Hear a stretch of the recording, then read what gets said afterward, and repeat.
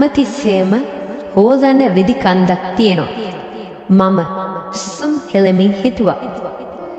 ඒ 2015 අගෝස්තු මා හිටියේ එක්සස් වල. නිදන කාමර තුනක් තිබුණා. ගෙදර කුස්සිය. දරු බෙටව 5 දෙනෙක් එක්ක ජීවිතේ හරිම අවිවේකී. ඒත් මම නැමිලා කුස්සියේ පුකුඩ තිබුණු විදි පොට්ටනි උස්ස ගන්න එක්කම මට මගේ වම් කලවා කිති කවනවා වගේ දැනුණා. හරියට කවුරු හරි මගේ කලිසමට උඩින් අත ගන්නවා වගේ. මොන මගුලක්ද කියලා මම බෙරිහන් දුන්නා. මගේ විදි පොට්ටනියත් වැටෙන්න ගියා. මම ගෙදර හිටියේ තනියම. කුස්සියත් පාළු. ඒත් කවුරු හරි මගේ කකුල අත ගන්නවා මට දැනුණා. භූතෙක්. මාව වෙවුරුවා. මම කලබල වෙලා හිටියත් මගේ වැඩ ටික කරලා ඉවර කරන්න ඕන වුණා. පොඩියුන් ටික ඉස්කෝලේ ඇදලා ඉක්මනට ගෙදර එන නිසා. ඒත් තව දවස් ගානකට පස්සේ තවත් අමුතු දෙයක් වුණා. මේ වතාවේ මම ඇඳේ වැටිලා හිටියේ. මම නින්දට වැටෙන්න ඔන්න මෙන්න දැන් තියෙනකොට මට දැනුණ කවුරු හරි මගේ මූණට වැටලා තිබ කොණ්ඩේ පැත්තකට කරනවා. ඵලයන් දෙන්න කියලා මම කෑ ගැහුවා. පොරොන් ජෙටින් රෝල් වෙලා ලයිට් එක දැම්මා. ඒත් කවුරුත් මම ළමයි නගල ඒගොල්ලොත් හොඳටම නෙති. දොරවල් සේරම අගුළු දාලා මට පිස්සු හැදීගෙන එනවද කියලා නැත්තම් වෙන මොකද්ද කියලා හිතුණා. මට එදා රෑ ආපහු නින්දට යන්න අමාරු වුණා. මට කියන්න අමතකුණා මම විවාහයෙන් වෙන් වෙලා ඉන්න කෙනෙක් කියලා. මම අම්මට කිව්වා මෙයා කිව්වා ඔයා හුඟක් මාසෙන් හීන දකින්න ඇති කියලා. ඒ මාස කීපේ ටිකක් අමාරු වුණා. අපිට තිබුණා පවුලේ උත්සවයක්. ඒ නිසා හොඳට නිදා ගන්නවත් බැරිුණා. මට හොඳ විවේකයක් ඕන වුණා. ඒ සති අන්තිමට මගේ ආදරවන්තයා වුණ පීටර් රාත්‍රියේ මගේ නිවසේ නතර වුණා. මට නිින්ද යාගෙන ආවා. ඒත් මෙදියම් බයි කවුරු හරි මගේ කකුල් අත ගන්නවද තැනිලා මට ඇහැරුණා. ඔයා මොනවද කරන්නේ? මම දනිස් දෙක තද කරගෙන පීටර් දිහා හැරිලා ඇහුවා. එයා හිටියේ ගුරුවා. අනේ එහෙම වෙන්න එපා. ඔයා නිදි නෑ. මට දෙන්න ඔයා මව අත ගන්න. එයා නැගිටලා ඉඳ ගන්නකම් මම කියවන එක නතර කරේ නෑ. ඔයා මොනවද මේ කියවන්නේ? එයා කිව්වා. එයාගේ කටහඬ නිදිමතෙන් බර වෙනවා. මම ඔයා ළඟටවත් ආවේ නෑ. එයා සාමාන්‍ය එහෙම කරන කෙනෙක් නෙවෙයි. ඒත් වෙන විදිහට තේරුම් කරන්නේ කොහොමද?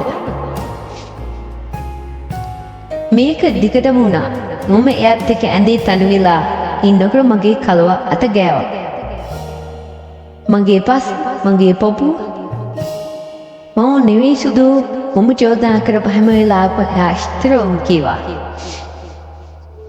මම ඔයාට දිවුරන්නම් පීටර් කිව්වා. හොඳයි ඔයා නෙවෙයි නම් වෙන කවුද? මම තරහින් පිපුණා. ඇත්තටම මොකක්ද කියලා දැනගන්න මම අන්තර්ජාලයෙන් බුරු අනාවරණය කරන ආයතනයක කතා කළා. ඔයා නෙවෙයි නම් මේවා කරන්නේ. මේ පරීක්ෂණයට ඔයාට යන්න පුළුවන් නේ. මම එයාට විස්තර කරා. ඒක එහෙමනම් මොනවා කරන්නද? ඔහු උරයිස් හැකිලුවා. ඉතින් මම එයා මගේ යාළුවෙක් එක්ක පරීක්ෂණේ දැව ප්‍රතිඵල මොනවාගේ වෙයිද කියලා මම බය වුණා. ඒත් ඒගොල්ලෝ කිව්වා එයා ගැන ඇත්ත කියලා.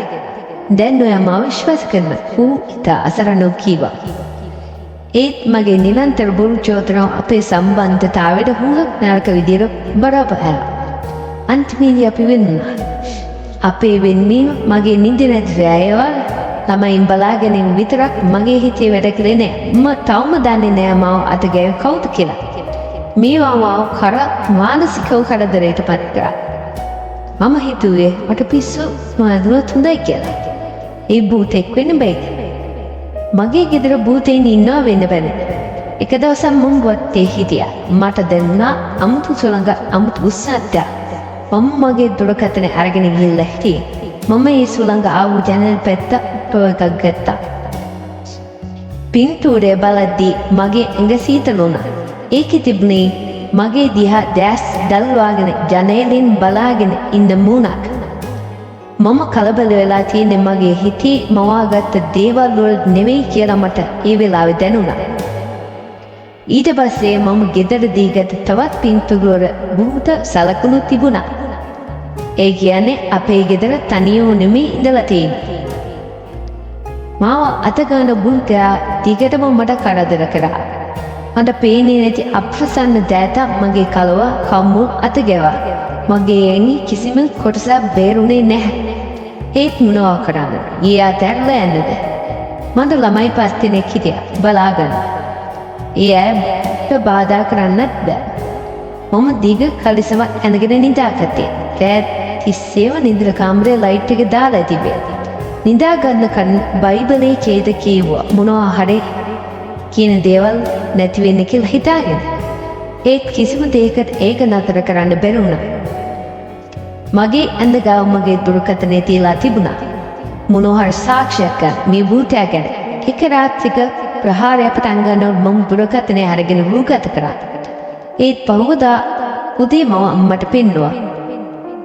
ඒක හරියම කනගාටුදායකයි. මම සුසුම් මෙල්වා.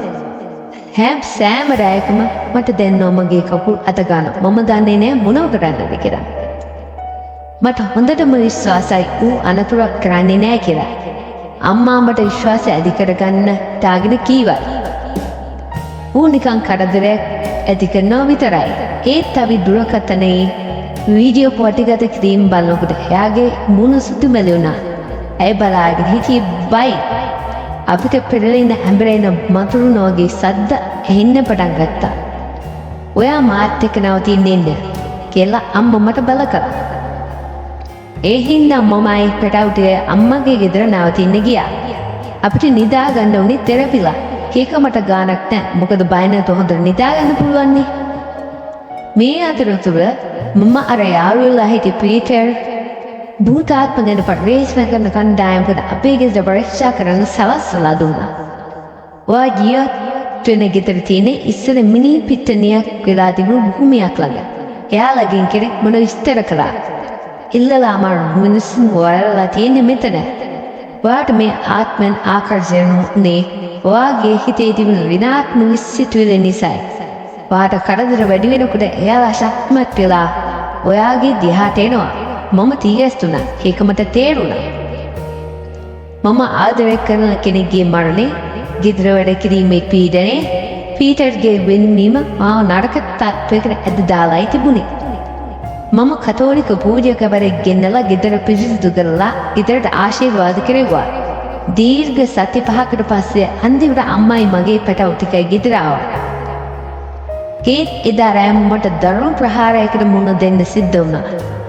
පාන්දර ජාමේ ඌ මගේ පොරෝනාව විසි කළා. මාව බිත්තියට තියලා තද කළා. මම බේරෙන් දඟලද්දී. මට මේ ප්‍රහාරය කෙලවරක් නැති එකක් වගේ දැන්නොත් මම අන්තිමට අහකට පැනගත්තා. නින්දර කාමරයෙන් එළියට දුවලා ළමයින් ඇහැරලා අම්මාගේ කාමරයට දිව්වා. මම පිස්සුන් වගේ